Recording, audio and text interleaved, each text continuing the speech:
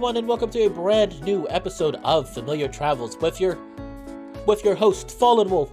Ow! So, I should probably turn the volume down just a little bit. As I was saying, hello everyone, and welcome to a brand new episode of Familiar Travels with your host, Fallenwolf. Ow! I am excited to get back into this. As you know, this is has been a very fun series for me to go through. Last time we left off, we're still doing Mocha's route. Hopefully that should be finished within the next 2 parts, 3 at the most. Last time we left off, we were in the middle of finishing up Volume 1, which is the first 8 days, and we are now going into Volume 2 Part 2 of Mocha's route. So that means we're almost done with this. Like I said, I'm excited to get through this. Upcoming will be, after this, we will be moving on to a mail route, which I'm going to let you guys vote for, because I always let you guys vote, and I'm excited to let you guys vote, and I can't wait to let you guys vote. So, without further ado, I think we've spent enough time for me talking. Let's get right into the swing of things. Load, and I believe it was 9:23?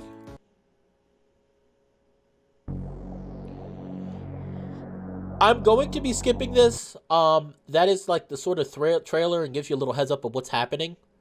Oh, things look dark. If you're interested in seeing that, just watch my previous part. Like I said, anything that I've already done. Sorry, anything that I have already done, I'm gonna be skipping. So like I've already done, we've already dealt with that, like the major stuff that's all connected in every route. I'm gonna be skipping. So that part I'm skipping. If you're interested in watching, just watch my Poe route. Poe's route was pretty interesting, so, you know. I slide out of bed, the blankets lazily drifting off of me, mirroring my mood. It's crazy how when you're feeling a certain way, everything around you seems to mimic that. Everything seems darker, less saturated, like my brain is seeing the color but doesn't want to let it into my mind. When I first... Oh, hold on. Let me fix it. When I first got here, everything was so colorful. I remember the morning after my first night here. I thought Vanaheim was one of those sci-fi planets with 2 suns. Turns out, Vanaheim is just like everywhere else, filled with shitty people who do horrible things with the talents they have, and the rest of us just have to sit here. I wonder if Midgard is better off without me. Judging by the amount of trouble I've caused in the few weeks I've been here, it probably is. Over a century of peace ruined by one person. If I wasn't in the Cabal, if the Cabal didn't exist. But it is what it is. I figure if I stay in my room until school starts, I can't cause any more problems. That way, if anything horrible happens, I won't be complacent in it. A part of me wonders how everyone's doing. I haven't seen anybody in weeks. I'll sneak down to the cafe when I know Kenshi isn't working to get something to eat. But other than that, it's just been isolation. Just like back home. Something feels familiar about being in that state. Having friends was nice, but I just don't think I can handle the responsibility. Maybe if they came and checked in on me.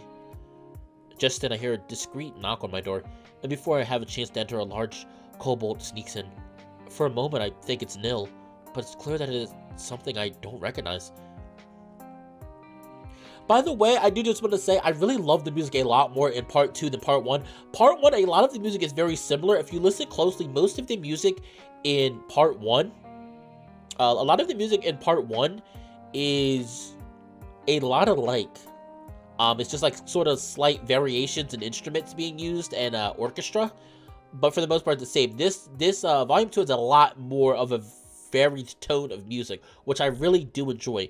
And again, I'm not saying there's anything wrong with the music being the way it is in Volume 1. I'm just saying I wish there was more variation in moods and themes. I really do have to say, though, Volume 1 does do a good job with the music of making you feel like you're in this wondrous place and a very chill and relaxed vibe. Volume 2 does a really fantastic job. The music in Volume 2... the music in Volume 2 does an amazing job in setting the mood. Like right now, like this mood is very somber, And you're gonna see Volume 2 has a very somber, dark feel to it, and you're gonna really feel that in the music, and I really do enjoy that. So I do give it credit for, regardless of how I feel about the music does do a wonderful job at setting the tone. I'm not sure who the composer was for this, but good job for you. I do think you got that down pat of the mood. But who is this kobold? I love how this kobold looks. He looks a lot different than most of the other characters we've seen, which I really do like. Hiro, sorry to sneak into your place like this. There are guards stationed outside your house. Guards? Maybe that explains why nobody came by. It's okay, I'm used to people sneaking into my room by now. Are you sick? I look down at my hoodie. It's pretty badly stained. I haven't exactly been taking very good care of myself. Not physically, no. Just been in a bit of a rut. I can see that. You must be confused as to my appearance. My name is Aaron. I am a freelance journalist here in Vanaheim. I've been reporting the truth as best as I can in these tired times. I've been going around to get information on the members of the Cabal. It's strange how the name of our group is spreading so much. We just randomly picked it, but now it seems of so much significance. Oh, did I do something wrong? No, I'm actually good friends with several members of the Cabal as well as Murphy. Oh no, don't show the scene! Don't show the scene! Don't show Frappy. I still remember when I first played this, like I was almost screaming. I was like, is Frappy dead? I was like, oh my gosh. I was like, is Frappy dead? I was screaming. I was like, no! No! Oh, I'm so glad that he's not, though.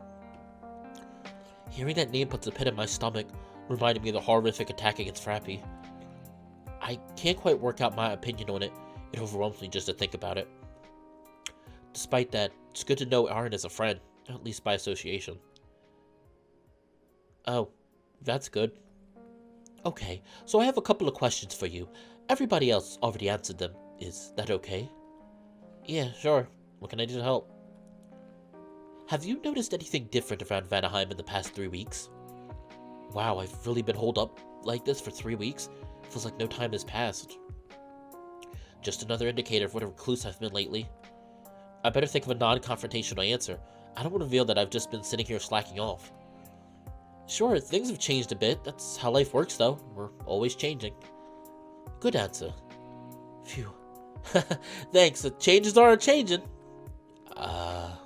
Shit, pull back, Icarus. Anyways, have you seen anybody in the Cabal over the past few weeks? Uh-oh, I don't want to directly lie to Aaron, but I also don't want to reveal that I haven't really seen anyone. Have I seen anybody? I struggle to remember any encounters lately. Oh, I saw Kenshi at the cafe a couple of weeks ago. A couple of weeks? I've seen people since then, obviously, I think. Not quite a lie, not quite the truth. Seems like my friends at the Cabal have taught me a thing or two after all. Okay, well, those were my only questions. Oh, and Mocha wanted me to tell you that everybody was worried about you. They all said they haven't seen you in weeks. Wow, how crazy. Must be confusing me for somebody else. Some other human who only wears...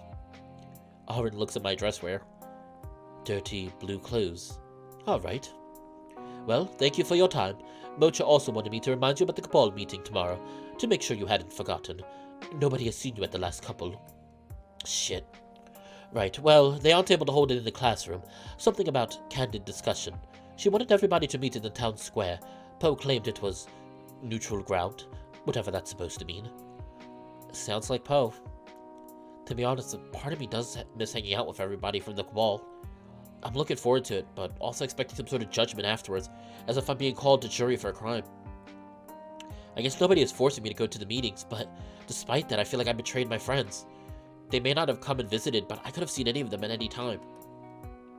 Well, goodbye, Hiro. See you, Aaron. Good to meet you.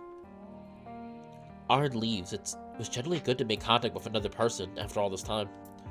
Besides the awkward small talk I managed to make with Kali, the person working at the cafe when Kenshi wasn't present. I hadn't managed to make a good conversation with him the entire time, though, just tucked inside my drawstrings. I sit down on my bed, thinking about the Cabal meeting tomorrow, before looking at my phone. Jesus, I'm about to go to bed and it's 10 a.m. in the morning? How messed up is my sleep schedule anyways? How long have I managed to be awake? Wait, didn't I just wake up? God, I'm a mess. Okay, one good sleep now, and we'll go to the Cabal meeting bright-eyed and bushy-tailed. I pull the blanket over my head, and it feels as if I haven't slept in days. The small amount of interaction I've had satisfies me for the time being, as if I'm some kind of social vampire. Ooh, I really feel this right now. This is depression. I really feel this. There are some days I really get like this. I completely understand this. Sleep comes quickly, and before long, active thought becomes difficult. Oh, I feel that so much. I like the black and white setting. I wake up to the sound of pounding on my door. I'm well rested despite it still being the morning. I guess I'll have to find something to do before the Cabal meeting. Right, the door. I answered. A familiar face drifts in. Oh, it's Poe! Sorry, Poe, we're not playing your route. Sorry, Poe, we're not playing your route today, though. Oh shit, you're alive! Damn it, I owe 6 people money. Were you seriously taking bets on my livelihood? You could have just come by and checked. Okay, first of all, I'm the only person here, right? Second of all, if I came and checked earlier, the odds would have been worse for me. But as it turns out, I'm out quite a bit of cash. The rest of the Cabal seemed to think you just needed some time. I did just need some time. Wait, you're not trapped here? Damn it, more money. Classic Poe, missing the mark. Hey, if you're gonna give me the classic treatment, you can at least do me the courtesy of a positive character trait. I struggle to think of a positive character trait Poe exhibits. Stop introspecting, Christ! I came to get you because you're late. Sorry. Stop introspecting, Christ! I came to get you because you're late for the Cabal meeting. What? The Cabal meeting isn't until tomorrow night, right? Okay, I don't know what someone did to your eyes. Wait, did someone do something to your eyes? I may or may not have made a bet running on that too. My eyes are fine. Shit. I look around the room to discover that it is nighttime. Did I seriously sleep for a day and a half? Oh my god. Slept for 24 hours? I'd recognize that face anywhere. We'd all been there, some more than others. Poe cracks a mysterious vial in front of my nose. I instinctively inhale. Holy shit! Yeah, good shit, huh? I'm jolted awake. It's like someone rocketed adrenaline straight into my heart. I'm pumped, ready to go. What the hell was that? Would you believe frankincense and myrrh? Fuck yeah, wait, fuck no! Did you drug me? No, I didn't drug you again. It's one of Sitsy's herbal concoctions. You'd know this if you came to any of the Cabal meetings. What do you mean, again? I said it was one of Sitsy's concoctions. Anyways, we'd better go. We could only really teleport. But what about the fly, remember? Oh, I was just tired. Teleporting is easy. Ready? Whatever Poe gave me is still coursing through my system. Ready as I'll ever be. Wait, is the moral of this encounter that all you need to get out of a rut is drugs? I'm sure it isn't. Maybe the support of a friend? The support of a friend's drugs, maybe. Good compromise. Let's get to the meeting. Okay, bossy. Poe waves his hands around, enveloping us in a thick red smoke. By the time the smoke dissipates, I'm face to face with a familiar gang.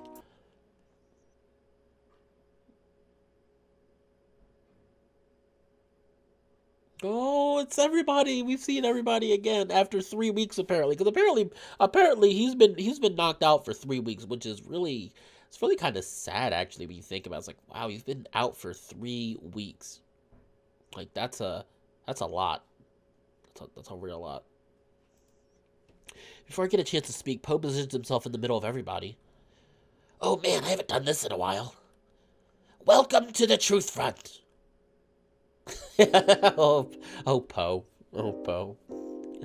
I love Poe. I miss this route. I really do.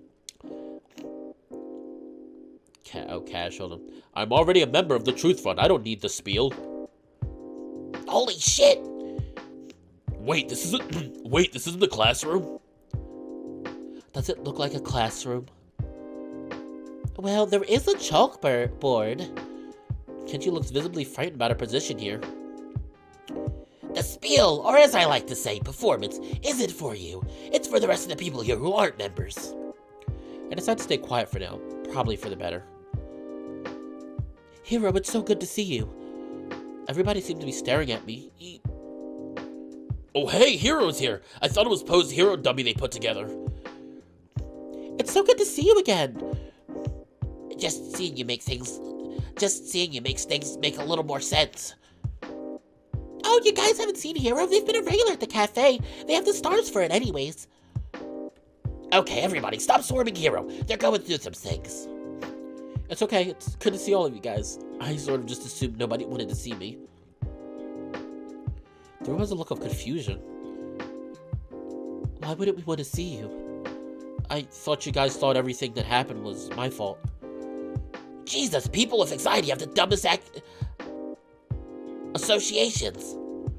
Yeah, it's your fault. I have so much work to do. It's obviously Frappy's fault. Everyone here thinks it. Mocha puts her paw over Poe's face. It pretty much envelops his head.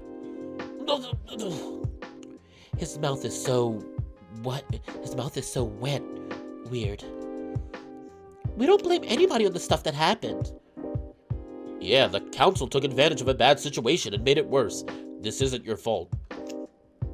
Even if it was your fault, we're still your friends. We wouldn't care even if you were, like, a terrorist. Nobody is a terrorist. Speaking of terrorists, I brought everyone here for a reason. It was my idea to bring everyone here. Okay, whatever. It was a collective idea. We thought since we all, for better or worse, know each other well enough, we should probably make everyone culpable for the members of the Cabal that are, well, really part of a Cabal. Good idea, Mocha. That part wasn't my idea. I figured since we were our friends, we should all be on the same page. Right, and that page is just beyond membership, more or less. We're inviting all of you to be members of the Truth Front. That's right. You don't have to say yes. Nobody is forcing you into a position. It seems a bit like we're being forced. What happens if we tell? Oh, big surprise! Frappy is wanting to be a rat. I just want the facts. I was attacked by a member of the Truth Front, remember? Jesus, when are you gonna drop that? Oh. I'm still recovering. I'm pretty sure if you were still recovering, your sprite would indicate it. Oh, I love that. I love that so much. It's like, oh my goodness, that's funny. That's priceless. I love that. Like, they make fun. I love the fourth wall breaking jokes. They're very few, but Poe does a few fourth wall breaking jokes that are actually kind of funny. Huh? Nothing. Anyways, yeah, we don't want to get all council with our governance, but we don't want to give any sensitive information to anybody that isn't interested in joining. Hold on, I'm gonna take a sip of my stuff.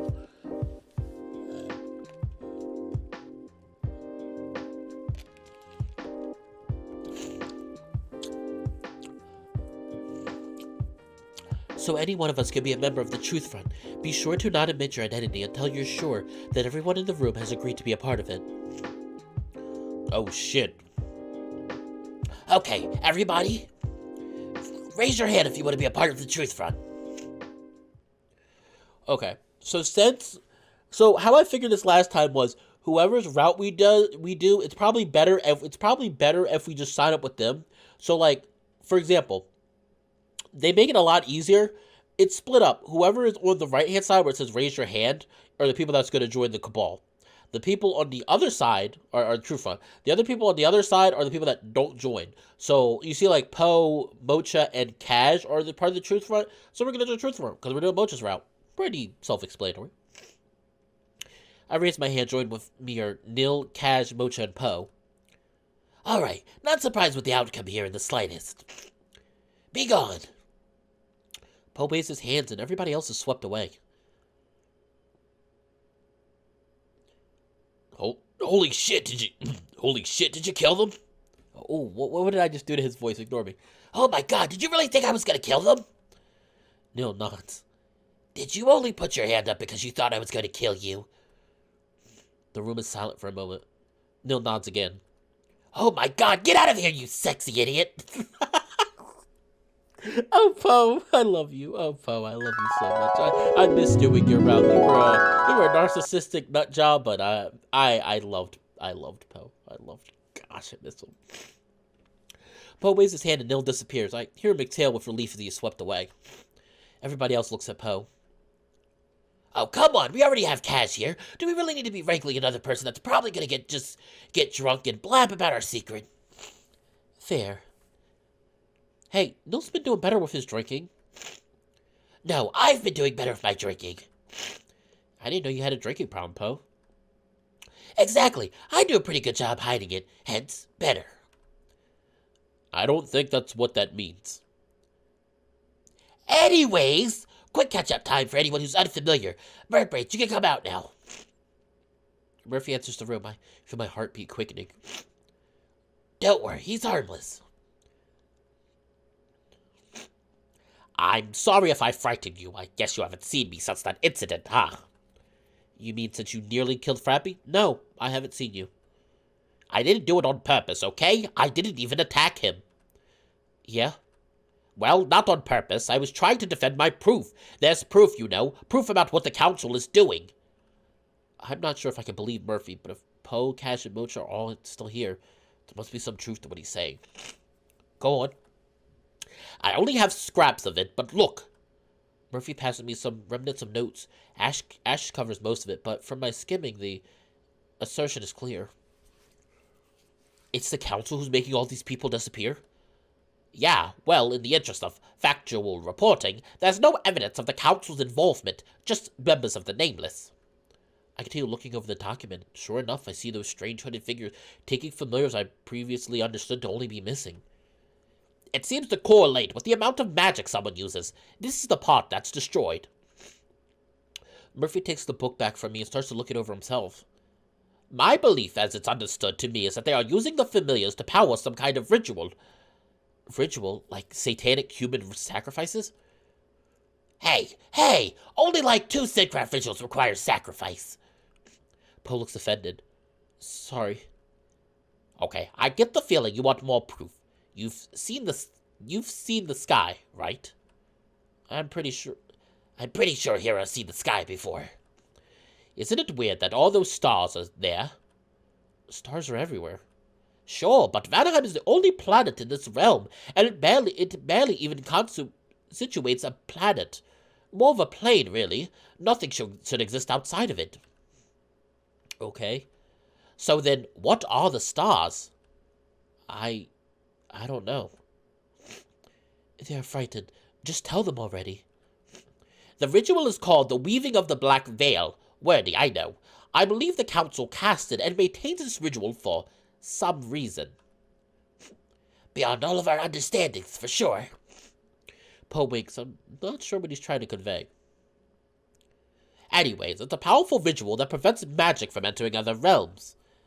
That's a good thing, right? I'm not sure Midgard could sustain magical invasion. At the cost of lives? Calm down, Murphy. Just explain to them. Nobody understands!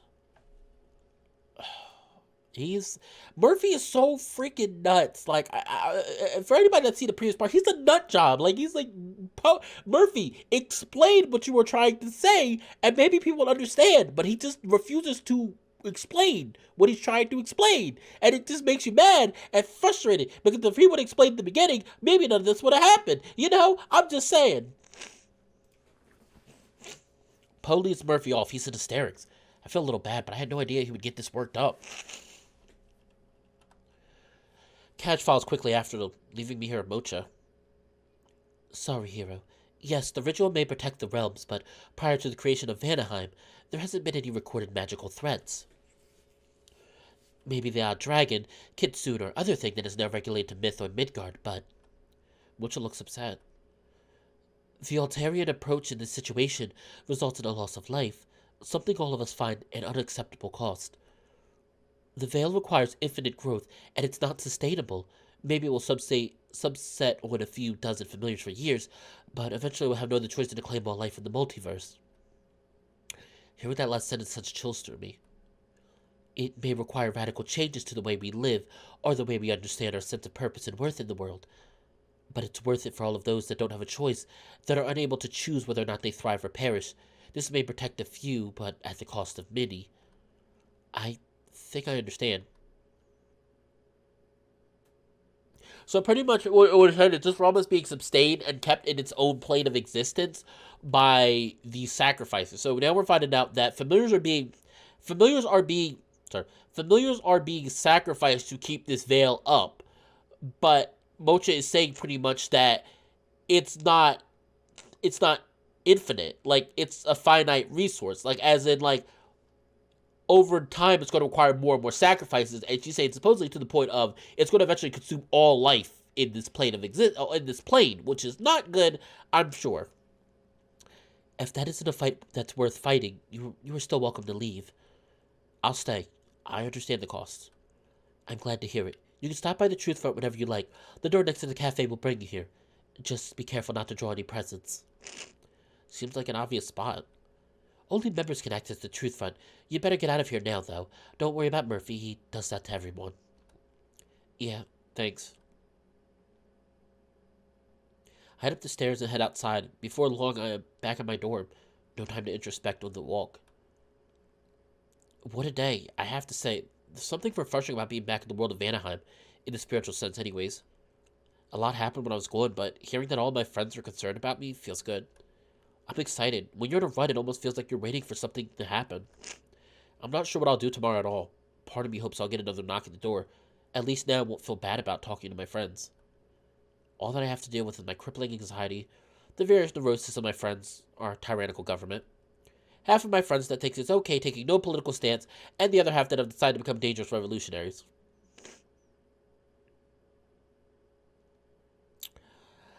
This hits a little hard to home right now, and this VN is from a few months ago.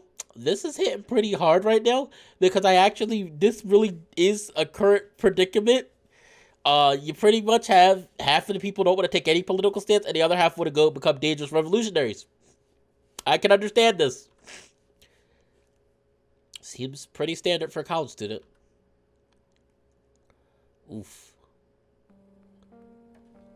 that's a little rough. Back in the swing of things, I think I'll actually leave the house today. Although I'm not quite sure what to do. Swoosh. I hear the sound of paper sliding underneath my door and go in to check it. It's an invitation to a fight club. This must be the thing Mocha was planning. Vanaheim's Fight Club first meet. You are invited on behalf of Mocha of the Spiritstone Tribe to an invitation of combat with an opponent of your choosing. Meeting will occur prior to dusk at the park. Welcome to the Salty Spittoon. How tough are you? I like this. Jeez, this seems intense. Seems like a good reason to get out of the house, though. A good break from the seriousness of last night. It isn't until tonight it gives me some time to explore and see if anybody else got this invitation. Once I talk to whoever I want to talk to, I can just nap on my couch until the fight club. Novel mode, we're gonna save.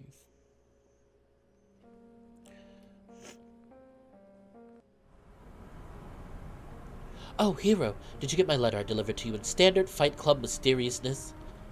Yeah, about that. Sure, what's up? Why? Oh, well, I wanted to take my anger and aggression out on Cash, so I invited him to fight, but I knew he wouldn't do it unless I invited everyone. You can all fight whoever afterwards, I don't really care. This is a total act of vengeance. Mocha, you're gonna kill Cash, stop it, you're gonna kill... Look at her! No, I want you to look at her. She's gonna murder him. She's gonna punch him one time and he's gonna Pow, right in the kitchen. she's gonna crack his skull open. You have to see that's unhealthy, right? Oh, well, nobody is forcing him to come. I'm not gonna kill him or anything crazy like that. The tone Mocha's using, I'm not entirely sure this is the case. Oh, come on, we're college students getting into a fight. It isn't the end of the world. Sure, but for curiosity's sake, what was the last thing you fought? Well, was it larger than the dorm building? Perhaps. You can see why this is dangerous, right?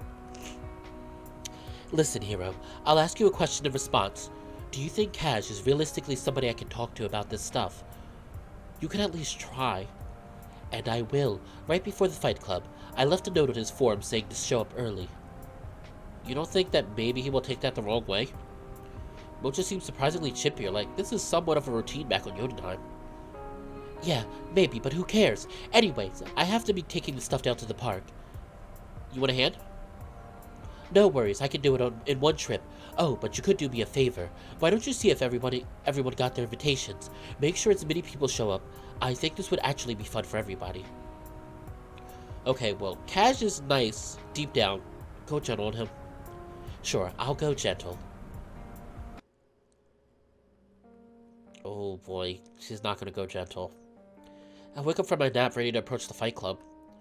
I do a few stretches thinking if there's anybody I want to fight. We'll see how things go. If I wind up throwing punches, it's still good to limber up. I finish my stretches and pull out my phone, prepared for what's to come. Oh no. Upon arrival, I spot Mocha standing away from the small crowd that has gathered, trying to get everyone's attention. Guys, listen up. We have to get this show on the road soon. What's the rush? I got nothing going on tomorrow. Some of us have lives, Nil. Yes, some of us want to get some sleep tonight. Then why the hell did you come to this party? It's not a party, Nil. Oh fuck, I forgot. Anyways, I can't pretend to know why everyone has shown up here tonight. Maybe some of you have problems to solve, and others just want to learn about fighting or about each other. Of course, none of you are required to fight, but at the same time, nobody's trying to kill each other. We must maintain an ethical standard, the same standard for everyone. That being said, a positive expression of anger is perfectly normal and healthy. It's better to get it all out here than to brood on it. Do we all understand? Yeah, let's get to the action. There's a few murmurs of confirmation, but only a select few seem genuinely excited to be here. Suddenly, Sitsi pipes up. Okay, why the fuck is everyone here? Not all of us like to stay in our rooms and mope. Nil, not all of us are forced to evacuate our rooms every day or risk deadly mold exposure. Dude, pizza mold isn't deadly, I'm pretty sure. Pizza mold? Ew, that sounds so gross. That sounds so grody. Yeah, like, that's the scientific name. Are you seriously saying that? I believe there was a question being asked. Why is everyone here? Let's go over motives. Surprisingly, Mocha's cut off by Sitsi. That's not what I meant. None of you jackasses even bothered to show up to my presentations the last few weeks. So how the fuck do you think that makes me feel? There's an awkward silence. Some people look down, others look at Sitsi. Sitsi looks almost guilty for even saying anything. Anyways, whatever. Back to whoever was talking.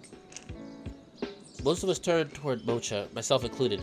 She looks a little bit dismayed. Seems like she's about to respond to Sitsi before going quiet again. Finally, Mocha breaks the silence. Thank you, Sitsi. It's important also to remember that verbal expression is just as important as physical expression of frustration. Could I get a volunteer to demonstrate? The crowd is silent. I consider volunteering, but I don't think Mocha will have much to say about me. Well, I guess we better choose someone. Democratically. Wait, what? That's an awful idea! Oh, now we're rallying against democracy? Weird flux. I just want to avoid mob rule. Kenshi huffs. Can we just start the vote? Yes, everybody gets one vote. Who votes for Hiro? Me first? I'm surprised, but thankfully nobody raises their hand. For Sitsi. Once again, no hands go up. For Cash. Frappy raises his hand to Cash's alarm. Slowly, everybody else joins him, making the decision unanimous. Jeez, Frappy was the first one? I can't wait till we do Frappy's route. Mocha tenses up slightly, but remains calm. Okay, it's decided then. Cash, please step up here. Whatever. Cash nervously steps up the front with Mocha. I can't wait for people to see this. For people who have seen the other part, you already know what happens, but for people who haven't, get ready. So here's where expression of frustration verbally helps us. Before fighting, I can express some of my feelings towards Cash in a rational manner. This could diffuse the fight entirely. Cash rolls his eyes. As if I'm supposed to listen to. Cash, your historic behavior is just unacceptable to me. Without an audience, you are inactive, inert. This makes you come off as very lukewarm. If that were true, geez. And I think a real apology is the only way to overcome this, in my eyes. Do you have a response? Cash shrugs dismissively. Nah, not really. Honestly, I feel peachy keen about this whole thing. I'm sorry that you're upset, though. That's it? Yeah, like, I'm sorry you don't feel good. Maybe you're going through something, I don't know. That's the kind of stuff I should be thinking about, right? Mocha's fist clenched. Kaz, you are purposely disregarding what I'm saying to you. I am? Mocha paused, expecting Kaz to say something else. He just smirked. Yes, you are. Want to actually respond to anything I'm trying to tell you? Not really. If I wanted to, I would have done that. Duh. Mocha sucks down a deep breath, clearly fighting off a building rage. So are we going to get on with the fighting? I'm getting a little... The next few moments are a blur. In an instant, Mocha's fists connect hard against Kaz's face. Oh, that doesn't sound good. That doesn't sound good. I hear a noise that sounds like a crack between wood snapping and kicking a football. Kaz flies a few feet back, ending up unconscious on the ground. The crowd stares in awe. Ooh. Oh, ooh. Yeah, he got just a little bit fucked up. Oof. Ooh, he got beat. His face is bruised and bloodied. Holy shit. What just happened? Poe immediately vomits on the ground. Oh god, why? Because of this, I just threw up. Poe stumbles, taking off and flying away. The crowd slowly moves forward to gaze down at Cash. Mocha stands upright, arms crossed, seemingly ignoring the situation. Yeah, fuck, I'm out of here. I'm not trying to fucking die. City leaves, walking away from the park with haste. Oh boy. Wide-eyed, Nil turns to Kenshi. Hey, Kenshi, how do you think she did that? I don't think it's a good time, Nil. Huh? What? Would Kaz asleep? Well, I'm not sure what to say. This is all happening quickly. My pulse speeds up and fear begins to develop my psyche. Yeah, you don't have to say it, dude. We all know I already know that move. Whatever you say. Slowly, Kenshi turns toward Mocha and then toward me. Mocha's still cooling down or something. Well, is he dead? Fuck, oh fuck. Mocha seems to be shocked as well. She nervously starts to wander away. I turn back to Kenshi. I want to say something to someone, anyone. I crave that connection that feels so distant, so alien in this moment. Kenshi stares back at me with the same nervous gaze before clearing her throat. Well, I should go. This was fun, guys. Bye-bye. Bye-bye. Kenshi turns around and saunters off. My attention goes to Frappy. He's completely shell-shocked. Frappy, are you okay? Fuck. He shakes his head slowly. He'll be alright, Frappy. I know, it's sad, I guess. It makes me sad to see him like that. I know how you feel. Do you? Well, sort of. This is all a lot for me right now, honestly. I don't do well with violence either. I just feel scared. This doesn't feel right. But I can't really blame Mocha either. Yeah. Suddenly, Nil is walking off. I guess you don't want to stay for this either. Frappy whips around, calling toward Nil. Nil, you can't just go! Look at him! What? Do you have no sympathy? No empathy? This is serious. Listen, little man, you don't... No. Nil is taken aback for a moment, looking between me and Frappy almost nervously. Show some damn care for once. Is that so fucking hard? Okay, geez, fine, whatever. What should I do? Can you help me set him up so that's easier for him to breathe? Sure. I watch as Nil and Frappy grab hold of Cash, one more rough than the other. They slowly slide him over to a nearby tree, propping him up. Okay, I've done my shit. I'm outie. See you later, peeps. Nil turns around and walks away, somewhat annoyed. Was that wrong? I don't think so. Okay, good. Frappy and I look back to Cash. I should go. You'll watch him, right? I just feel sick. I feel sick too, but I don't want to say anything. Yeah, I will. Go relax, Frappy. Thanks. Frappy walks away, clearly shaken. I look down at Cash. The movements of his chest indicate that he's out cold, but not at risk. The damage doesn't look too bad. I guess now you see how I solve problems.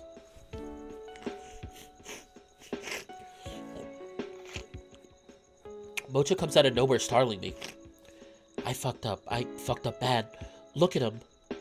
I look, but don't respond. Look at Mocha's hands. I have trouble seeing them as anything other than weapons now. I'm scared. In Jotunheim, I would be in prison. This shit wouldn't fly. I fought monsters there. Huge monsters, Hiro. Now I'm the huge monster. This isn't what I wanted. I don't want to be feared. I want to be respected. She looks at me. I don't know what to say. I know. Fuck. Nobody's gonna want to ever even be near me anymore. Mocha. Cash is my friend, and this is what I did to him. Yeah. Mocha leans down over Cash, checking his pulse and feeling his face. No broken bones and a healthy pulse. It's going to be fine. I really could have killed him. I'm lucky. Hey, Mocha? This feels weird. Yes, I know. It's all my fault. It just makes me anxious to see all this happen. Does that make sense? That's normal. A lot of people don't like violence, and seeing it play out makes them scared. I want to tell her that I feel like I might throw up, but refrain. Her features soften as she looks at me, extending a hand to lay it on my back. At first I tense up, but soon after I feel a little bit relieved. I understand, I really do. Thank you, Mocha. No, don't. I don't want to hear that right now. Tonight wasn't normal. It wasn't me throwing that punch, but at the same time, it was me. I should have known someone would get hurt eventually. I just thought it would be me taking on something too big and too strong. I never imagined. Mocha looks at Cash again. She rubs away the tears that threaten to wet her cheeks. You know, this. Yeah. Mocha keeps her gaze fixated on Cash, and I look too, no matter how sick it makes me feel. Not long after, Cash starts moving a bit. He's waking up. Should I? Yes, if you wouldn't mind, I think I need some privacy to talk to him. Alright, I'll go check on the others. Good idea. Cash moves again, this time making a groaning sound. Bye, Mocha. Good night, Hiro. I walk out of the park. As I'm leaving, I can hear Cash wake up finally. The two of them start to talk, but I can't make out any words. Oh. Well, it finally escalated. It finally escalated. I knew something was gonna happen. Like, you could tell. Sorry. Like, you could tell that something was gonna happen. She was gonna snap. She was having enough. Cash was not working on her right. Was working on her nerves, and she was getting frustrated. And I knew something like this was gonna happen, and it finally did. She beat up Cash, and he's all right. But I'm really curious to see how her and Cash get along now, because now that happened, they're probably gonna have a long talk. So. But I'm gonna end the video here. It's been 42 minutes, about to hit 43 minutes. I'm gonna stop the video here. Thank you everyone for stopping by. This has been Fallenwolf. Ow! And I hope that all of you have had a wonderful time. I'll see you on the next part of Familiar Travels. Bye.